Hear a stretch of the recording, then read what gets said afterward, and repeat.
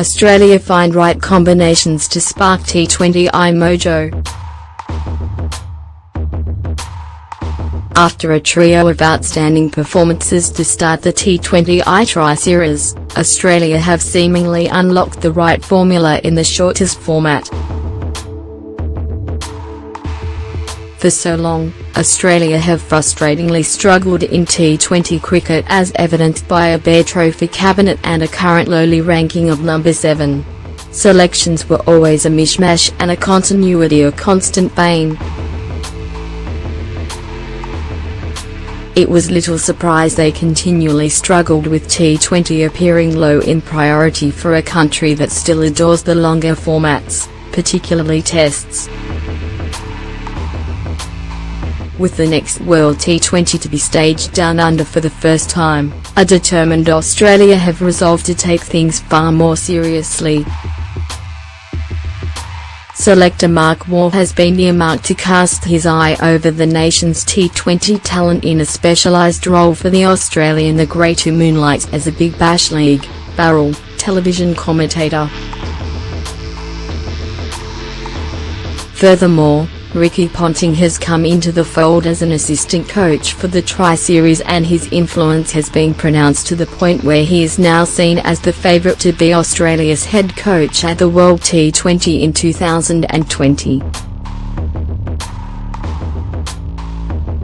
The advent of the 2020 Tri-Series has ensured Australia gets a prolonged run of matches in the type of continuity they've long craved. Former players from the barrel, notably dynamic opener Darcy Short, have been selected, and it has paid dividends after 3 convincing victories over New Zealand and England, 2 high-ranked opponents. Most of the guys that have come in have come straight out of the Big Bash, and we've kind of rolled on from what we were doing there, Kane Richardson, the man of the match Australian quick, told reporters after Australia's 7-wicket destruction over England on Saturday, February 10. Undoubtedly, Australia have found the right combinations in the Tri-Series. Chris Lynn, the T20 batting dynamo, is an ideal number 3 in the shorter forms with his ability to counter-attack from the get-go. After coming to the crease in the first over of Australia's chase of 138 at the MCG, a bold Lynn showed no fear and audaciously charged down the wicket off the second ball to quick David Willey and smash a boundary. Lynn's firepower was badly missed in the ODI series, where Australia's batting felt meek compared to England's constant pyrotechnics show.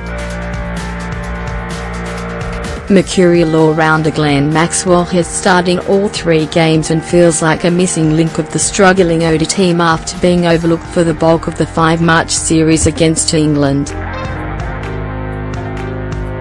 Perhaps the biggest surprise has been Australia's dominant second-string attack, highlighted by a breakout performance from towering quick Billy Stanlake, who has menaced through his great height and rapid-fire bowling.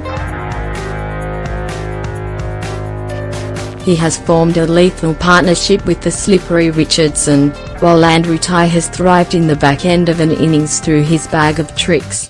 The pace attack has the right blend of speed, accuracy and variation needed for T20 cricket. With Australia's Test squad to South Africa, apart from David Warner, rested, it was perceived Australia would field a weakened team for the Tri-Series. However, with the team firing on all cylinders, a recalibration may be required, with the players gelling so well in the opening 3 matches.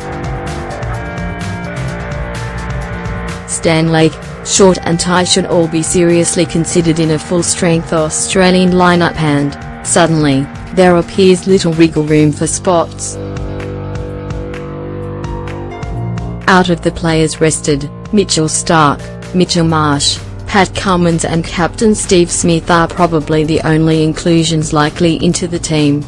And, perhaps, Starc would be the only certainty to warrant an instant inclusion.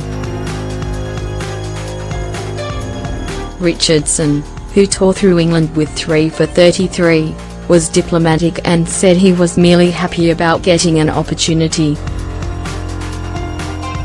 Obviously if there wasn't a test to South Africa, yeah, I'd see those guys here, but it's always good to know that there's some pretty handy guys in the wings waiting to play and do their best, he said.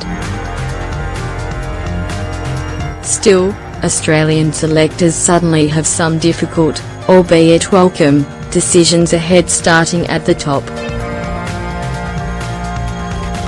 The elephant in the room is skipper Smith, the masterful Test batsman who has had modest success in his least suited format of T20. In 30 T20 years, Smith has averaged just 21 with a strike rate of 122. With Australia relishing the newfound formula of continuous ultra-aggression throughout the batting order, much like England's successful tactics in limited overs cricket, Smith's staid batting feels like a fish out of water amid this philosophy. The time may not be now, but the brain's trust will eventually have a headache over Smith, at the very least deciding whether to strip his T20 captaincy, considering the heavy burden of leading in all 3 formats.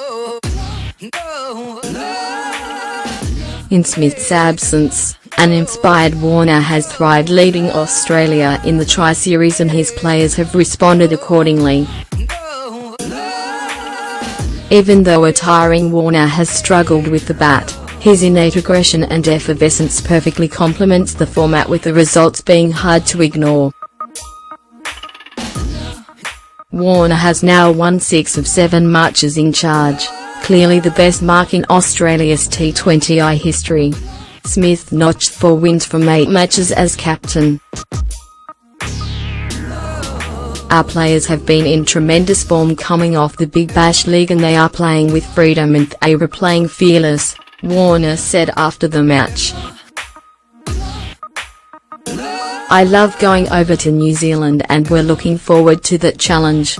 Australia has played superbly, but, as per this frenetic format, things can change quickly as they embark on a trip across the Tasman.